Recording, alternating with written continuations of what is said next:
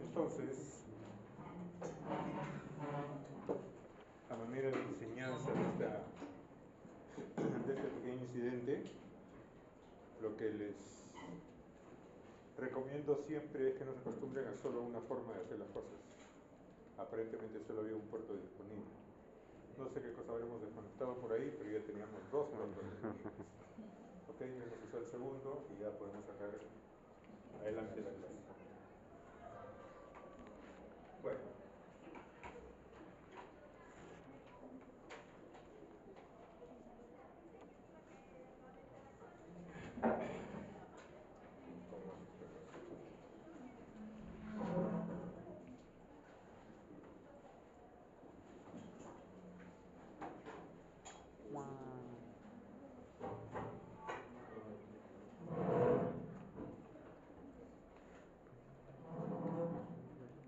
Ya. Entonces, solamente para mencionarles, voy a estar más sentado acá por el mouse. Habitualmente traía mi pasador de diapositivas que me permite un mejor desplazamiento, pero habría que desconectar otra cosa. Bueno, entonces vamos si cierran un poquito la puerta para que no haya tanto reflejo, o todo bien bien. Sí, de repente la puerta. ¿Sí? Ya, ok. Bueno, la patología quirúrgica del hígado básicamente puede ser infecciosa o tumoral, ¿de acuerdo? La infecciosa básicamente son abscesos, de los cuales vamos a tener los abscesos piógenos o los abscesos amibianos. Y la tumoral, que puede ser quística o sólida. Nunca falta el que llega tarde, ¿no? Y seguro que va a haber alguno más, pero bueno. Y ambas, tanto quística o tumoral, pueden ser benignas o malignas, ¿de acuerdo?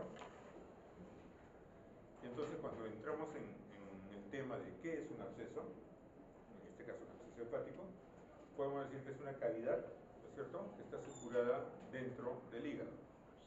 Ojo, hígado primariamente sano, o puede ser que haya estado enfermo, es decir, podemos tener un cáncer abscedado, ¿no es cierto?, o un cáncer que se le hace lo que se llama radiofrecuencia, es decir, se quema,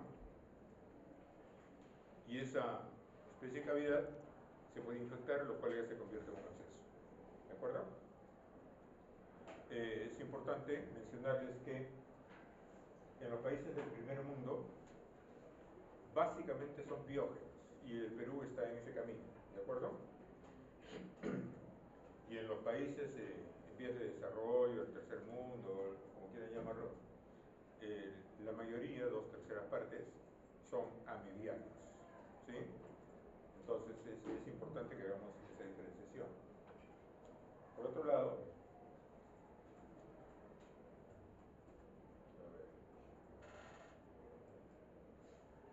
ya el absceso hepático era describido hace muchos años, imaginen 4000 años antes de Cristo, por Hipócrates, quien ya lo había descrito, y en 1980 se marcó una revolución en cuanto al tratamiento, porque los estudios por imagen, en este caso la ecografía fundamentalmente, que permitió realizar procedimientos no tan invasivos, es decir, percutáneos, podía favorecer una mejor evolución de los pacientes con absceso hepático. Y tenemos que estos abscesos se pueden presentar bajo alguna de estas modalidades. Primero, extensión por contigüidad, o sea, ¿qué cosa es lo que está cerca al hígado que se puede enfermar y producir un absceso hepático? Por ejemplo, una colecistitis gangrenosa. Se enferma primariamente la vesícula, pero como está adosada al hígado, esa gangrena de la vesícula se extiende hacia el hígado y forma un absceso. Una úlcera perforada, ¿no es cierto? Ya sabemos que el estómago está cerca. O un absceso subfrénico, inicialmente no hepático. En el caso de traumas, ¿no? Un trauma cerrado, por ejemplo, que puede producir un trauma hepático, un hematoma intrahepático, ese hematoma puede abscedarse. Igualmente un tejido necrótico, ya hemos hablado de eso hace un momento, y procedimientos ablativos de las neoplasias, lo que les la radiofrecuencia, o que estén derivados de algunos procedimientos como la embolización arterial, ¿no?, por cateterismo, que también puede condicionar un absceso. La microbiología, el 60% de los abscesos son monomicrobianos, pero en algunos casos pueden estar colonizados por más de un germen, como lo que vemos acá. Les voy a pedir disculpas porque no puedo hablar mucho. Pero bueno, coli, Klebsiella y Proteus, que son responsables de más o menos el 70% de las infecciones. También puede haber estafilococos, anaerobios y eventualmente sospechar de fuentes pélvicas, sobre todo cuando hay una flora mixta aerobia y anaerobia, ¿no? En este caso, considerar al Bacteroides fragilis.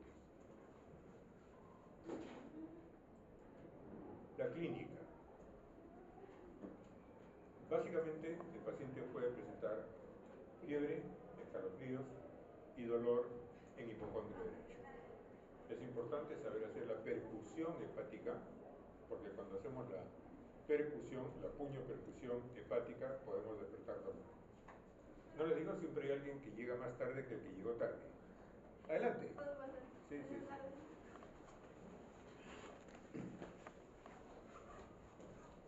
sí. Y no ha de ser la última. El tratamiento básicamente en estos momentos es el drenaje percutáneo, que, ojo, ha logrado reducir la mortalidad significativamente de un 40 hasta un 2%, más o menos, en grandes señas. Es importante mencionar que este drenaje percutáneo hay que realizarlo en abscesos de mediano tamaño a gran tamaño. Los abscesos pequeños pueden reducirse con tratamiento antibiótico, ¿de acuerdo? Por otra parte, las manifestaciones clínicas son las que tienen ahí, no voy a leerlas para no cansarme, simplemente está resaltado en rojo lo que es más frecuente. Y digo no cansarme para no terminar de quedarme sin voz hacia el final de la clase. Ahí tienen los síntomas y los signos que pueden encontrar.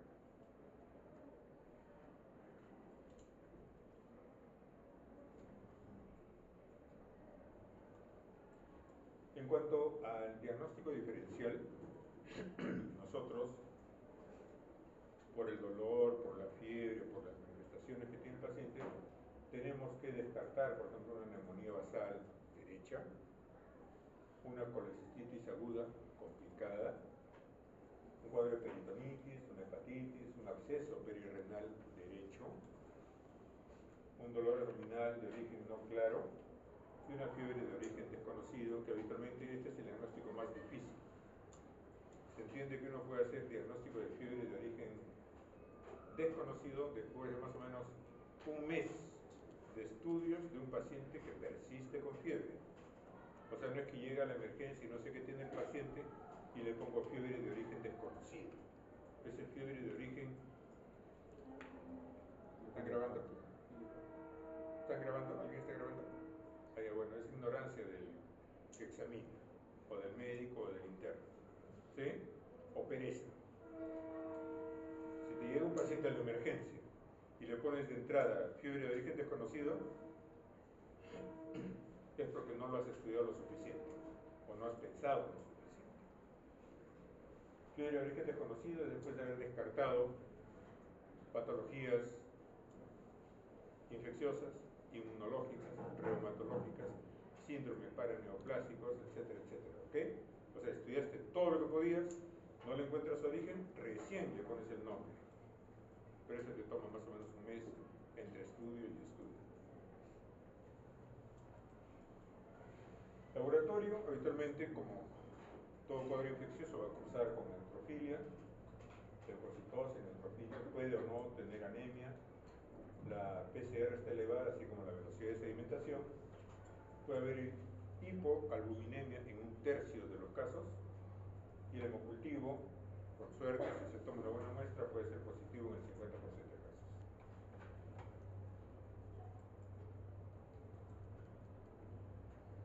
La fosfatasa alcalina puede estar elevada hasta en un 90% y hasta un 50% de pacientes pueden, dependiendo de qué tan próximo está hacia la vía biliar principal, pueden tener hiperbilirrubinemias. La ecografía es lo que vemos acá, ¿no es cierto? Es una imagen más o menos redondeada, no muy bien encapsulada, con unas imágenes heterogéneas, ¿no es cierto? Un poquito más hiperecoicas. Este es isoecoico, este es un poquito más hiperecoico con unas zonas hipoecoicas, ¿de acuerdo? Entonces se dan cuenta que es heterogéneo. Dentro de una cavidad, este ya nos está hablando de un absceso. Acá tenemos una tomografía que tiene hasta un 100% de sensibilidad, miren ustedes. Inclusive aquí hay la presencia de gas.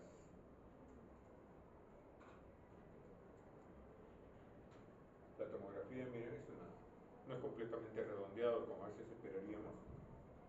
Entonces, esto favorece, por ejemplo, que cuando nos guiamos por ecografía, nosotros entramos por la vía intercostal y podemos llegar sin mayor traumatismo al hígado hacia la cavidad del absceso. ¿De acuerdo? Bien. El tratamiento. Básicamente, drenaje guiado por tomografía cuando esté disponible y si no, por ecografía. Obviamente es mejor darle al paciente pues, un tratamiento antibiótico previo, ¿no es cierto?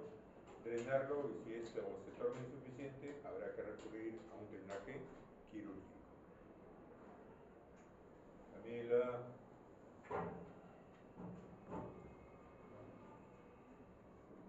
Camila está soñando con ser cirujana.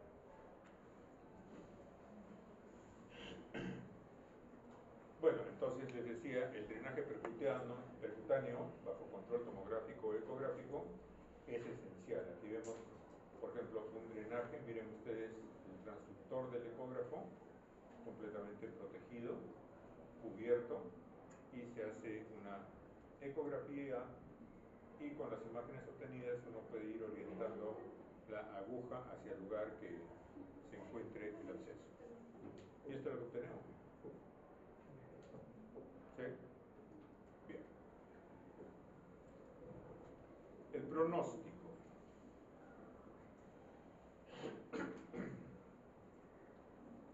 Miren, la curación de los abscesos mediante drenaje percutáneo puede llegar a un 100% de efectividad.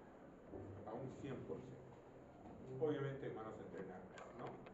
Y la mortalidad cuando no se trata puede llegar cerca al 100%. ¿Se dan cuenta qué importante es saber diagnosticar y saber tratar?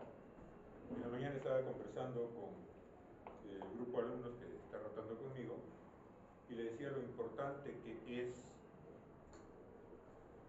saber imagenología en general, o sea, interpretar la imagen, no leer el reporte, ¿de acuerdo? No leer el reporte, interpretar la imagen. Y mejor aún si ustedes se preparan en algún pequeño curso como de ecografía o cosas de estas que les puede salvar la vida. Hago un paréntesis acá. ¿Alguien sabe lo que es la ecografía FAST? FAST, así como rápido. ¿Alguien sabe lo que es la ecografía FAST?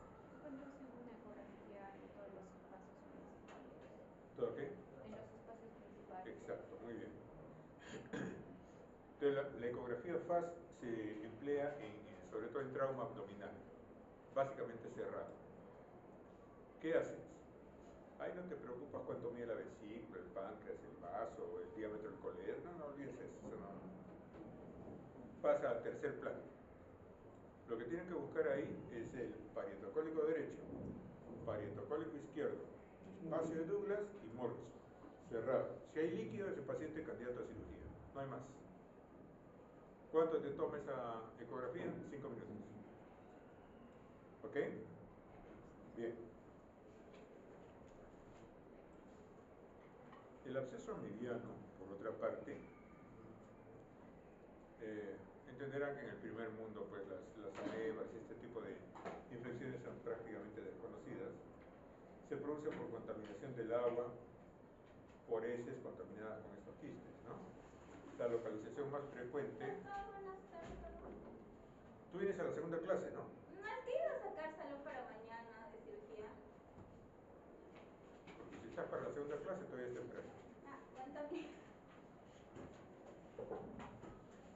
La localización más frecuente es en el lóbulo derecho, ¿ok? Por tanto es más fácil de ser abordado. En el interior del absceso se va a encontrar un líquido achocolatado, ¿de acuerdo? Quien conoce, está descrito en la semiología como pasta de anchoas, ¿de acuerdo? Por la necrosis del hígado que se mezcla con sangre. Está descrita como la complicación extraintestinal más frecuente. Afecta a casi el 10% de la población mundial. El Perú está saliendo de ese 10%, aunque no todos, ¿no es cierto? Hay grandes zonas de pobreza en nuestro país y es necesario mencionar que afecta a los varones el doble que a las mujeres, es una relación 2 a 1. No es cierto. Claro.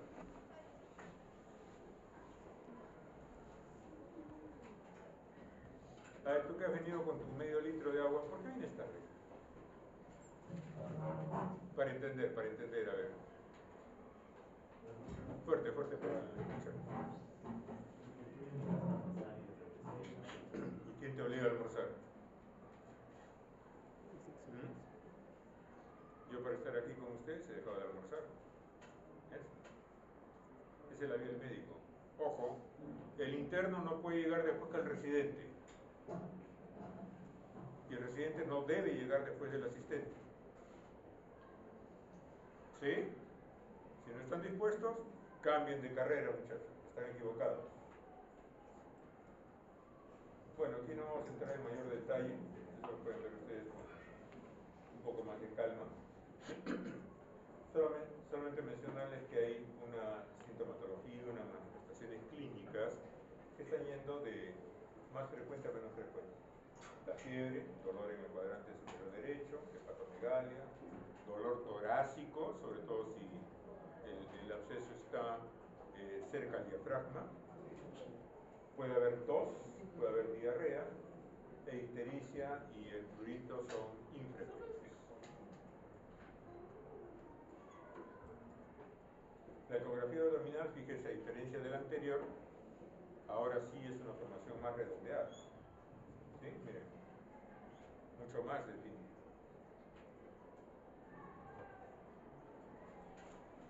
La tomografía puede mostrar uno o más abscesos amebbianos. Miren, aquí, observen. Aquí este está facilito, porque con una hipodérmica lo dreno. Miren, pegadito. En la mañana les explicaba cómo evacuar un vólvulo, ¿se acuerdan? ¿Sí? Camila, ¿te acuerdas? Aquí con suerte, mira, hasta con una aguja podrías pulsar y te das cuenta que no vas a llegar al absceso.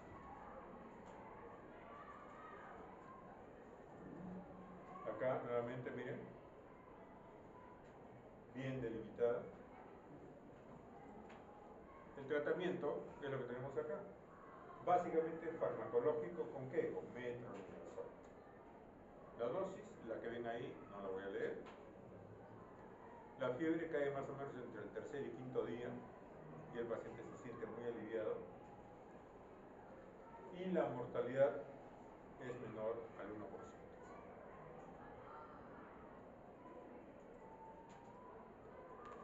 Ojo, es importante esto.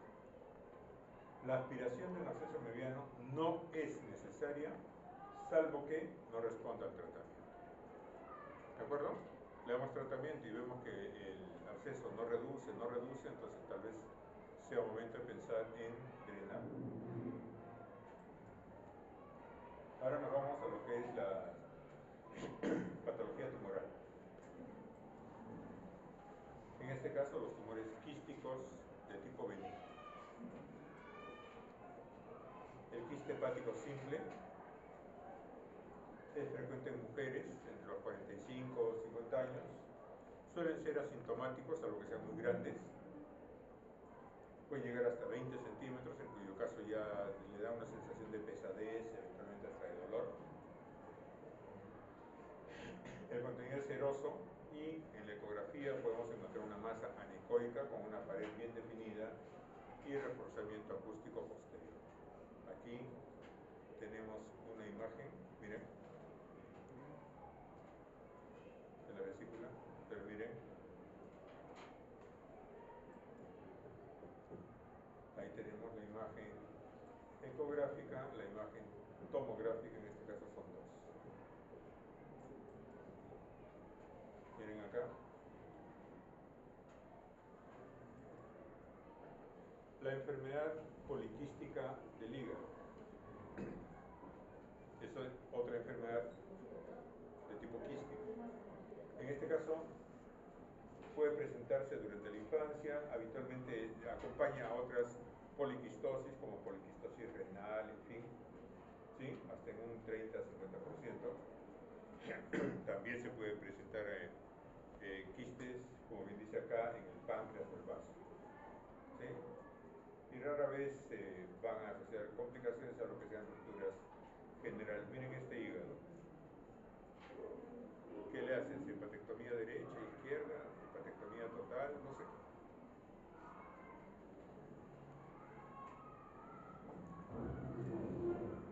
Ayer estaba viendo una noticia que me pareció tremendista. Decía que a un paciente en Estados Unidos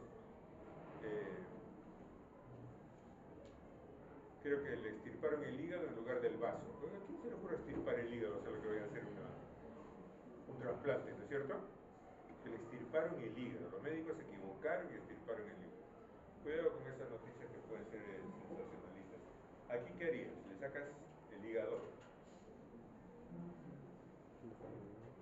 Puedes atacar los quistes más grandes o más complejos, ¿no? Entonces no las hagas otra vez. Quiste atídico, ya hicieron ustedes la clase, no voy a entrar en detalles. ¿No han hecho la clase? Debería, ¿no? Este jueves. Allá, porque hay una clase especial de quiste atídico. No voy a entrar mucho en detalle, pero tal vez no les miren esto. Esto acá es lo que se llama el signo del camalote.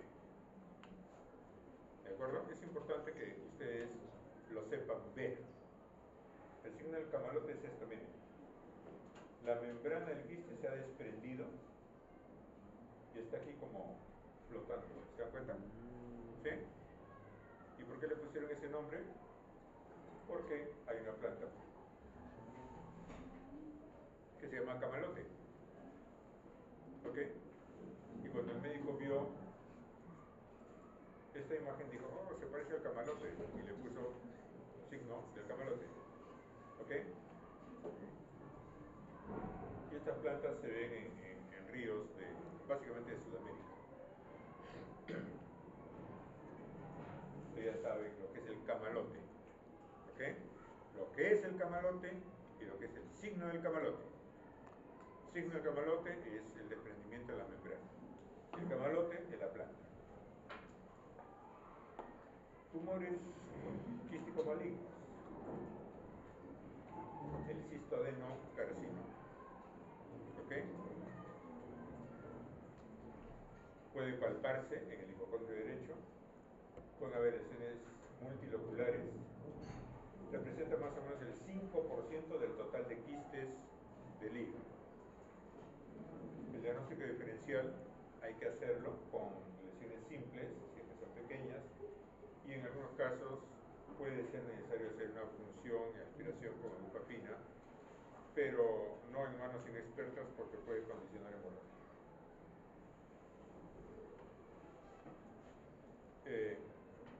Esta parte de la diapositiva me hace acordar cuando era pequeño y escuchaba que mis padres decían en algún momento, por algunas circunstancias, y de repente ustedes lo han escuchado también, cuando hay conflictos dicen, no, mejor aquí hay que cortar por lo sano, ¿es cierto? Hay que cortar por lo sano. Y efectivamente, este quiste hay que cortar por lo sano, dándonos 1 o 2 centímetros de parénquima sano, justamente para que no recidive, ¿de acuerdo?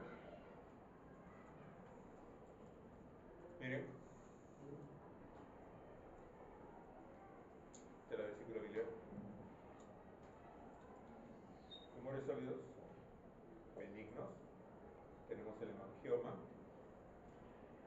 ¿okay? Es la lesión sólida más frecuente, más o menos hasta un 10% de la población adulta, es 5 veces más frecuente en mujeres. Y lo que vemos acá, pues, ¿no? Habitualmente son lesiones menores de 5 centímetros, bien definidas, habitualmente no degeneran a malignidad, y la ecografía muestra lo que estamos viendo acá. Discúlpenme nuevamente, no quisiera hablar mucho.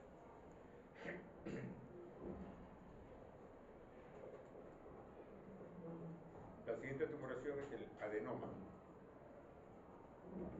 Esto guarda relación con los anticonceptivos orales, por tanto será más frecuente en mujeres, ¿no es cierto? 80% son asintomáticos. Miren, la relación varones-mujeres, 1 a 11. ¿Sí? Pues este sí puede generar un hepatocarcinoma. ¿Sí? Aquí vemos la lesión. Y si nos ponemos a hacer algún procedimiento invasivo, puede haber un alto riesgo de hemorragia. La hiperplasia nodular focal, no voy a traer mucho detalle porque no es tan frecuente. ¿Sí? Así que vamos a simplemente que sepan que existe. Y dentro de los tumores sólidos malignos, el hepatocarcinoma ocupa el primer lugar. ¿Sí? Está en pacientes que bordean los 40 años. Ojo, representa el 90% de los cánceres primarios de hígado. ¿Ok? Hay quienes dicen que... ¿Ya se durmió?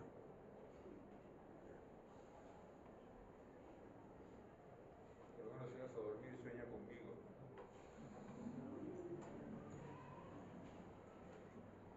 Hay quienes dicen que puede haber un fondo de cirrosis, ¿no?, para el desarrollo de este hepatocarcinoma.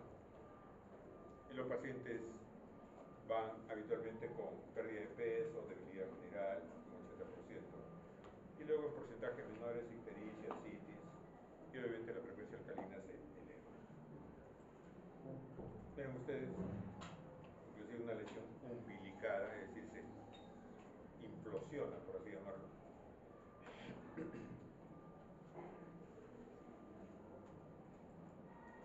Miren, esto es cualquier cosa menos tejido hepático, ¿sí o no? ¿Ah? ¿Cómo cambia la estructura? Miren.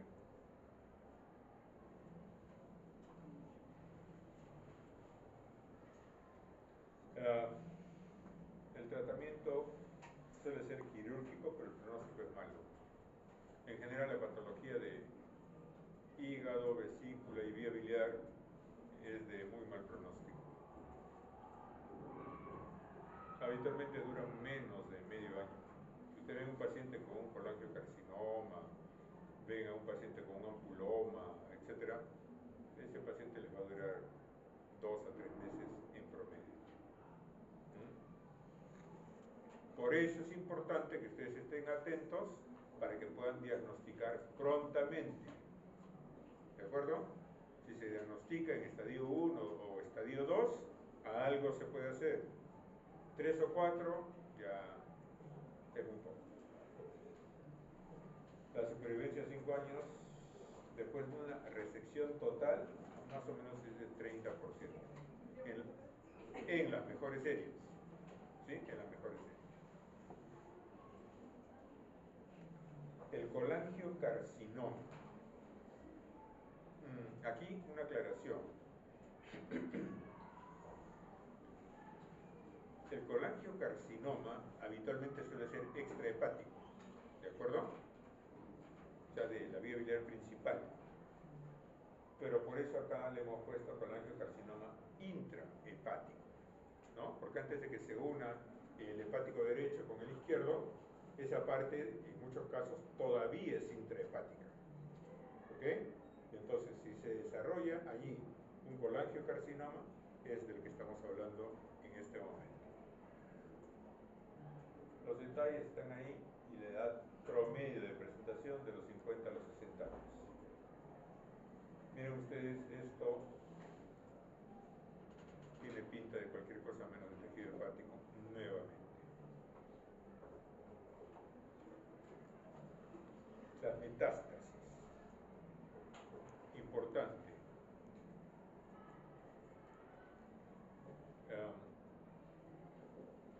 Miren ustedes, la relación primarios versus metástasis, de 1 a 20. Por cada cáncer primario de hígado, yo tengo 20 cánceres metastásicos de algún otro órgano. ¿Sí? El hígado es el segundo sitio más frecuente de metástasis de tumores. Y si les hacemos biopsias a pacientes fallecidos con cáncer, vamos a ver que hasta un 50% tienen metástasis hepáticas de algún grado. Y las neoplasias, es decir, la metástasis, pueden llegar al hígado por vía portal, hepática, por el sistema arterial hepático o una diseminación directa, ¿no? Por continuidad. Miren ustedes esto. Vamos a ver, aquí está. Miren ustedes esto. Miren acá las lesiones metastásicas. ¿Cómo extirpas eso? No hay forma. ¿Sí? No hay forma. Y entonces aquí lo vi hacer en Chile. Aplican así, a ver, permítame una comparación bastante grosera, no sé si estén habituados. Pero antes las mamás tejían chompas a los hijos, ¿sí? Y usaban unos palitos. Ya, imaginen el palito, ¿sí? Y entonces introducían el palito hasta el hígado y con la punta, a partir de la punta se irradiaba calor. Calor basado en radiofrecuencia, ¿de acuerdo? Radiofrecuencia. Entonces tenía un determinado diámetro que se determinaba según la intensidad de la corriente que se aplicaba y podía quemar estas lesiones. ¿Ok? Podía quemar estas lesiones. Pero obviamente si vas a quemar todas estas lesiones, te quedas sin hígado. Entonces había que quemar, por así llamarlo, aplicar la radiofrecuencia en las más representativas. Pero mientras esperas que se recupere de eso, la que era chiquitita y empieza a crecer. ¿Sí? Y la que quemaste, de repente se convierte en un absceso. ¿Se acuerdan? O sea, la cosa no era tan inocente, pero era un recurso.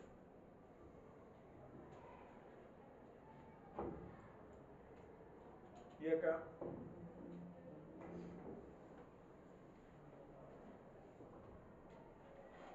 les voy a dejar que lean.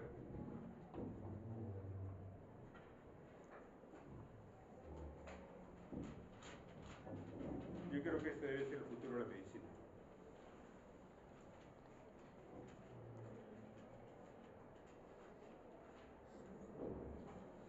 Nanopartículas, microrobots, nanorobots.